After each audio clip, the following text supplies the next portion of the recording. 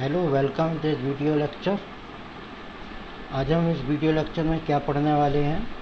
आज हम पढ़ेंगे न्यू कंजर्वेटिव आफ्टर 1815।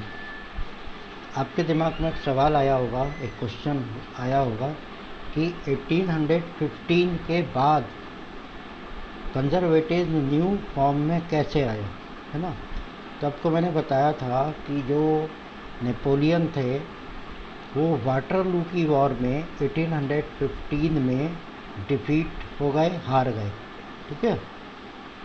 और इसमें जो है, जब नेपोलियन हार गए वाटरलू की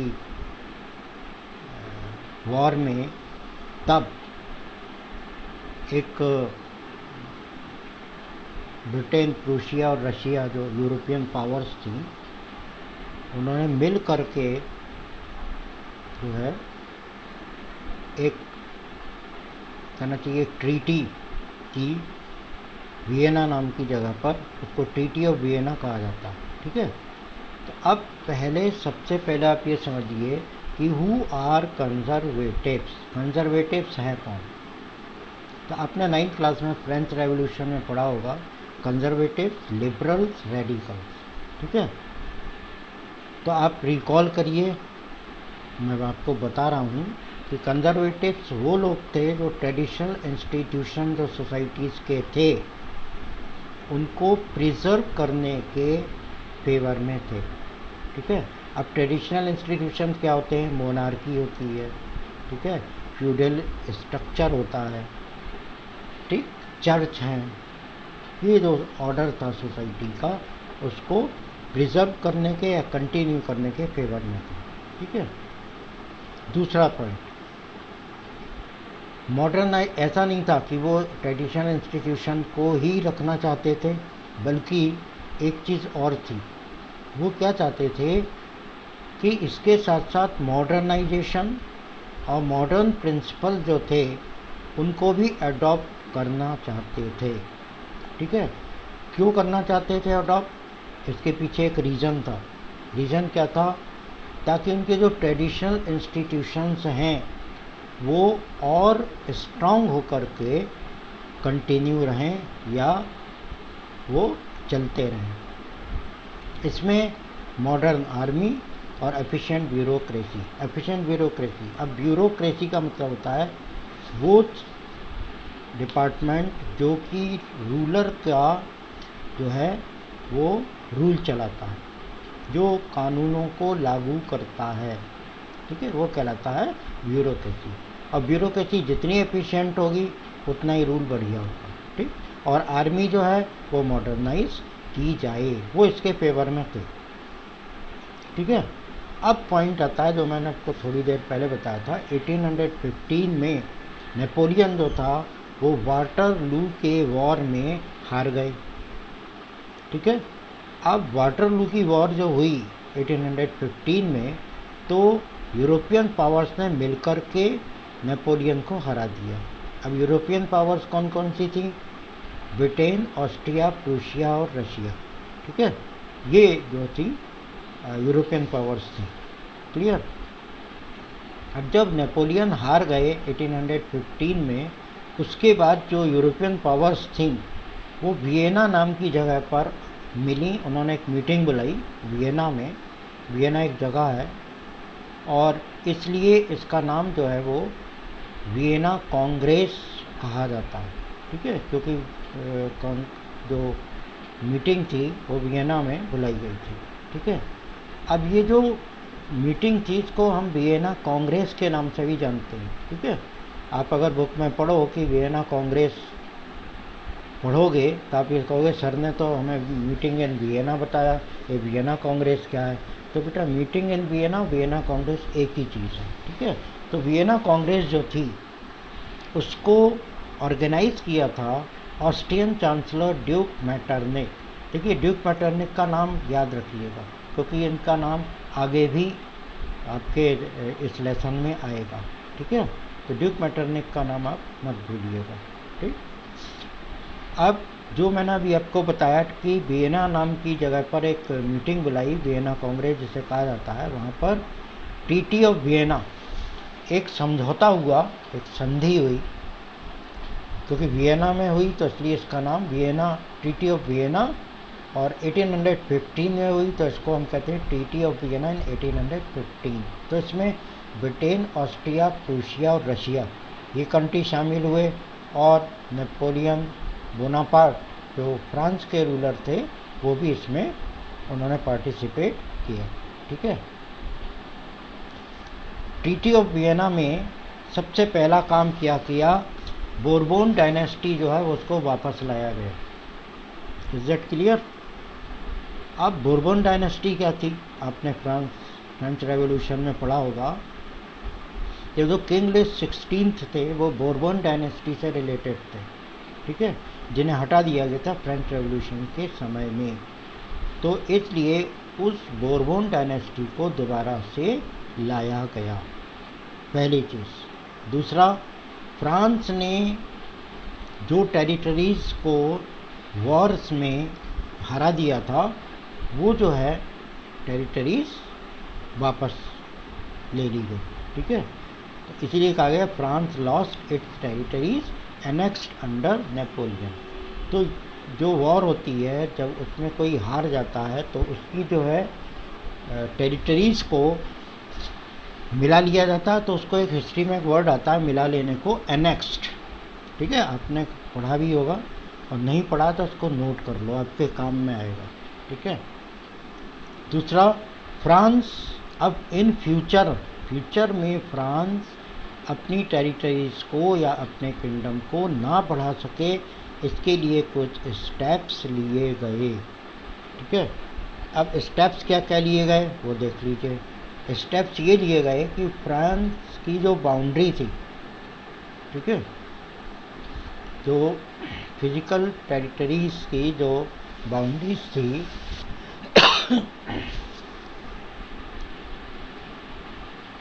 उस पर जो है स्टेट जो है वो बनाए गए। ठीक है,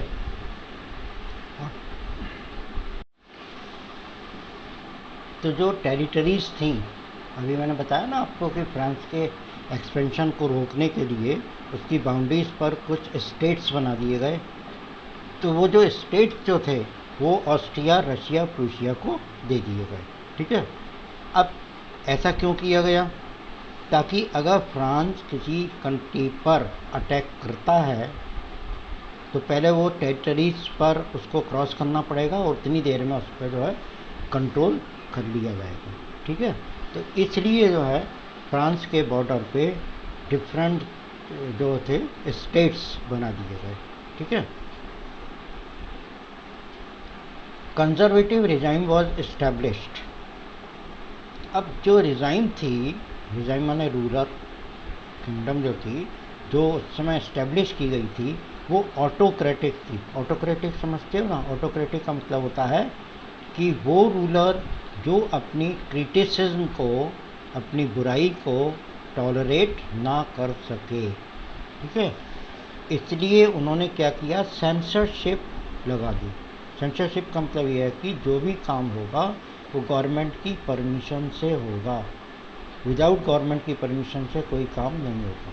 ठीक है, जैसे न्यूज़पेपर भी प्रिंट होगा तो पहले गवर्नमेंट उसको अप्रूव करेगी और जब वो ओके करेगी तो न्यूज़पेपर प्रिंट होगा। इसी तरह से ऐसे हैं, प्रिंटिंग है, और आपके क्या कहते हैं लेक्चर्स हैं। ठीक है, ये after government approval they can be printed और डिलीवर्ड। ठीक है, इसके अलावा फ्रेंच रेवोल्यूशन जो हुआ था 1789 में, उसकी मेमोरीज जो थी लोगों के दिमाग में बिल्कुल फ्रेश थी। ठीक है, और फ्रेश होने की वजह से वो लोगों को इंस्पायर कर रही थी दूसरा रेवोल्यूशन करने के लिए। Is that okay? ठीक है, अब देखिए, अब नेक्स्ट का आपका आता है रेवोल्यूशनरीज। ठीक है, रेवोल्यूशनरीज को देखने से पहले आप समझ लीजिए कि 1815 में जब बोनापार्ट, नेपोलियन हार गए, ठीक है, तो जो लिबरल नेशनलिस्ट थे वो अंडरग्राउंड हो गए या गायब हो गए। ठीक है। और सीक्रेट सोसाइटीज़ जो हैं वो बनने लगी, ठीक। अब वो अंडरग्राउंड क्यों हुए? क्योंकि उन्हें ये डर था कि अगर वो कोई भी काम करते हैं तो उनको जो है अरेस्ट कर लिया जाएगा और जेल में बंद कर दिया जाएगा, इसलिए वो जो है अंडरग्राउंड हो गए, ठीक है। और जो सीक्रेट सोसाइटीज इस्टेब्लिश की गई उनका काम क्या था? रेवोल्यूशन के आइडियाज़ को फैलाना, ठीक है, लोगों को बताना, ठीक है। अब उस समय रेवोल्यूशनरीज का मतलब होता था कि मोनार्की को अपोज करना, मोनार्की को क्या करना? उसका विरोध करना, ठीक है। और वो मोनार्की जो वियना कांग्रेस के बाद यानी कि 1815 के बाद रीस्टोर की गई थी या इस्टेब्लिश की गई थी, ठीक है। तो इनमें से जो रेवोल्यूशनरीज थे, ठीक, उन्होंने क्या किया? उन्होंने अपना रेवोल्यूशन जो है वो कंटिन्यू रखा, लेकिन चोरी छुपे, ठीक है। और वो उनका जो स्ट्रगल थी लिबर्टी और फ्रीडम के लिए थी, ठीक है। उनका स्ट्रगल का जो मेन ऑब्जेक्टिव था वो क्या था? लिबर्टी और फ्रीडम, ठीक। जो उनके ऊपर जो रेस्ट्रिक्शंस लगाए गए थे उनको हटाया जाए और उनको फ्रीडम ऑफ एक्सप्रेशन का जो राइट है वो दिया जाए, ठीक है। इसमें एक नाम आता है रेवोल्यूशनरीज में, गाइसेप मार्जिनी। इसको याद रखिएगा क्योंकि ये जो है आपके जो लेसन आगे हम पढ़ाएंगे उसमें जो है ये काम में है, ठीक है। क्योंकि इनका नाम अभी दोबारा फिर से आएगा, ठीक।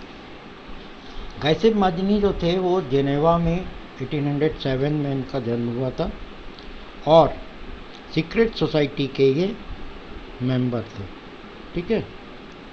24 इयर्स के ये यंग मैन थे और 1831 में इन्हें देश से बाहर निकाल दिया गया। अब जब देश से बाहर क्यों निकाल दिया गया? क्योंकि ये मोनार्की को अपोज कर रहे थे, इसलिए, ठीक है। और इन्होंने क्या किया? वहाँ पर सीक्रेट सोसाइटीज़ जो हैं उसने बनाई या फॉर्म कर ली, ठीक। सीक्रेट सोसाइटीज़ फॉर्म कर ली, ठीक है। और यंग इटली जो है वो मर्साइल्स में बनाया, यानी कहने का मतलब ये है कि इटली में यंग सोसाइटीज़ बनाई गई। जो सीक्रेट सोसाइटीज़ थी उनका नाम यंग सोसाइटीज़ था इटली में, और मर्साइल जो था वो जर्मनी में था, ठीक है। तो इस तरह से इन्होंने कहना चाहिए इटालियन लिबर्टी को या इटली के यूनिफिकेशन में एक बहुत इम्पोर्टेंट रोल प्ले किया, ठीक है। इसी के साथ ही ये जो है एक तरीके से फ्रांस, स्विट्ज़रलैंड और पोलैंड, ठीक है, उनके लिए एक मॉडल बन गए। मॉडल समझते हो ना? एक एग्जाम्पल बन गए। और इन देशों में भी जो है वो यूनिफिकेशन के लिए स्ट्रगल शुरू हो गया, इनको देख कर लेते, ठीक है। अब जो मैटरनिक थे, ड्यूक मैटरनिक, ठीक है, ड्यूक मैटरनिक ने इन्हें जैसे गाइसेप मार्जिनी को सोशल ऑर्डर के लिए सबसे डेंजरस पर्सन कहा, ठीक। अब गाइसेप मार्जिनी जो है उनके क्या आइडियाज़ थे वो आप समझ लीजिए। एक तो वो ये बिलीव करते थे कि गॉड जो है उन्होंने नेशंस को नेचुरल यूनिट्स बनाया है, ये कोई आर्टिफिशियल नहीं है। जैसे होता है नेचुरल, आप देखते होगे कि कहीं जाते होगे तो जो पेड़ पौधे हैं वो अपने आप से उगाते हैं, वो नेचुरल होते हैं, उनको कोई लगाता नहीं है। तो इसी तरह से नेशन जो है वो एक नेचुरल यूनिट्स हैं, ठीक है। तो वो क्या चाहते थे? वो ये नहीं चाहते थे कि इटली जो है वो एक पैचेस, टुकड़ों में बटा रहे, इसलिए वो इटली को यूनिफाइड करना चाहते थे, ठीक है। और इसके लिए उन्होंने एफर्ट्स भी किए, ठीक। इसमें जो डिटेल है वो हम आपको इसी लेसन में जब और वीडियो लेक्चर लेंगे तो उसमें अलग से डिटेल में आपको बताएंगे यूनिफिकेशन ऑफ इटली, ठीक है। तो उसमें ये गाइसेप मार्जिनी का नाम भी आएगा, तो उसको आपको रिकॉल करना है, इसलिए इसको ध्यान से आप समझ लीजिए, ठीक है। अब नेक्स्ट आपका आता है age of revolution. Age of revolution में हम 1830 से 1848 तक के जो इंसिडेंट्स हैं, ये जो रेवोल्यूशंस हुए हैं, उनके बारे में आपको बताएंगे, ठीक है। तो उनको पढ़ने से पहले आप एक टाइमलाइन है, टाइमलाइन कहते हैं कि किस ईयर में कौन सा रेवोल्यूशन हुआ, ठीक है, या कौन सी इंसिडेंट हुई। वो एक तो आपने पढ़ाई है क्लास 9th में, 1789 में फ्रेंच रेवोल्यूशन हुआ, ठीक। फ्रेंच रेवोल्यूशन होने के बाद जो है इंग्लिश हटा दिए गए, फिर जो है वो जैकोबिन गवर्नमेंट आई। जैकोबिन्स यानी कि जो डेमोक्रेटिक गवर्नमेंट आई है ना, डेमोक्रेटिक गवर्नमेंट से लोग सेटिस्फाई नहीं हुए। डेमोक्रेटिक गवर्नमेंट से जब सेटिस्फाई नहीं हुआ तो फिर रूल ऑफ डायरेक्टरी है हुआ। रूल ऑफ डायरेक्टरी को में जो है वो 5 मेंबर्स थे डायरेक्टरी के, है ना। तो जो नेपोलियन बोनापार्ट थे, अब डायरेक्टरी जो थी उनका जो है लेजिस्लेटिव काउंसिल जो एग्जीक्यूटिव्स थे उनसे हमेशा क्लैश रहता था, झगड़ा चलता रहता था। इसलिए नेपोलियन बोनापार्ट ने जो है उसको ओवर पावर कर लिया, ठीक है, या उस पर अधिकार कर लिया, और 1804 में जो है वो फ्रांस के रूलर बन गए, ठीक है। जब नेपोलियन बोनापार्ट 1815 में वाटरलू में हारे, तब कंजर्वेटिव्स ने जो है उनकी जगह ले ली, ठीक है। अभी मैंने थोड़ी देर पहले आपको बताया ट्रीटी ऑफ वियना कांग्रेस, जहाँ पर जो है कंजर्वेटिव ऑर्डर जो है वो रीस्टोर किया गया था, ठीक है। तो 1815 से 1830 तक कंजर्वेटिव एरा चलता है, कंजर्वेटिव पीरियड कहा जाता है, यानी कि 15 से 1830 तक जो है वो कंजर्वेटिव्स ने रूल किया, ठीक है। और 1830 में जब रिवोल्ट हुआ तो लिबरल रेडिकल्स जो थे, ठीक है, उन्होंने जो है रूल जो है किया, ठीक है। तो जो नेशनलिस्ट थे वो एजुकेटेड मिडिल क्लास के जो इलाइट्स थे उनसे रिलेटेड थे, ठीक। इसमें प्रोफेशनल टीचर्स और क्लर्क्स वगैरह जो है आपके आते हैं, ठीक है। तो ये आपकी एक टाइमलाइन थी, आपको एक आइडिया हो गया होगा कि कब कौन कौन सी इंसिडेंट हुई, ठीक। अब देखिए, पहली जो इंसिडेंट हुई थी फ्रांस में वो जुलाई 1813 में हुई। 1830 में फ्रांस में सबसे पहली जो है वो रेवोल्यूशन हुआ, ठीक है। अब देखिए ड्यूक मैटरनिक, फिर ड्यूक मैटरनिक आ गए, इनको आपको याद रखना। ड्यूक मैटरनिक ने कहा था कि when France sneezes rest of Europe catches cold. आप देखते होंगे ना कि अगर किसी को सर्दी जुकाम होता है, ठीक, और वो अगर छींकता है तो पास वाले व्यक्ति को ही जो है वो सर्दी जुकाम हो जाता है। तो इसलिए फ्रांस जो है वो इतना स्ट्रॉन्ग था कि अगर फ्रांस में कोई इंसिडेंट होती थी तो उसका इफेक्ट जो है वो बाकी यूरोप पर भी पड़ता था, ठीक है। उन्होंने लुइस फिलिप को एक कॉन्स्टिट्यूशनल मोनार्क के रूप में जो है बैठा दिया, ठीक है। बात समझ में आ गई होगी आपके, है ना। तो अब किंग लुइस फिलिप जो थे वो बोरबोन डायनेस्टी से रिलेटेड थे। हमने आपको बताया था कि बोरबोन डायनेस्टी वाज रीस्टोर्ड इन 1815, ठीक है। और जो 1789 में उसको हटा दिया गया था, ठीक है। तो इस तरह से जुलाई में जो है वो बेल्जियम में एक रेवोल्यूशन हुआ और ब्रुसेल्स में ये रेवोल्यूशन हुआ था। और इस रेवोल्यूशन का रिज़ल्ट ये हुआ कि बेल्जियम जो है वो यूनाइटेड किंगडम ऑफ नीदरलैंड से अलग हो गया या टूटकर अलग हो गया, ठीक है। आपकी बुक में एक वर्ड यूज़ हुआ है ब्रेकिंग अवे। ब्रेकिंग अवे का मतलब होता है टूटकर अलग हो जाना, ठीक है। तो आप इसको इस तरह से समझ लो कि जो ब्रुसेल्स में रेवोल्यूशन हुआ, ठीक है, उसकी वजह से जो बेल्जियम है वो यूनाइटेड किंगडम ऑफ नीदरलैंड से अलग हो गया। ठीक है, उसके बाद आपका आता है लास्ट में क्या, Greek war of independence. Greece का नाम आपने सुना होगा, है ना। तो ग्रीस जो था वो शुरू में ऑटोमन एम्पायर का एक पार्ट था। ठीक है, या आप कह सकते हैं ग्रीक पर ऑटोमन एम्पायर का रूल था, राइट। 15th सेंचुरी से उस पर जो है वो ऑटोमन एम्पायर रूल कर रहे थे। ठीक है, 1821 में ग्रीक में रेवोल्यूशन शुरू हुआ और स्ट्रगल फॉर इंडिपेंडेंस इसी के साथ शुरू हो गई। ठीक है, अब इसमें एक चीज़ और है कि cradle of European civilization, right.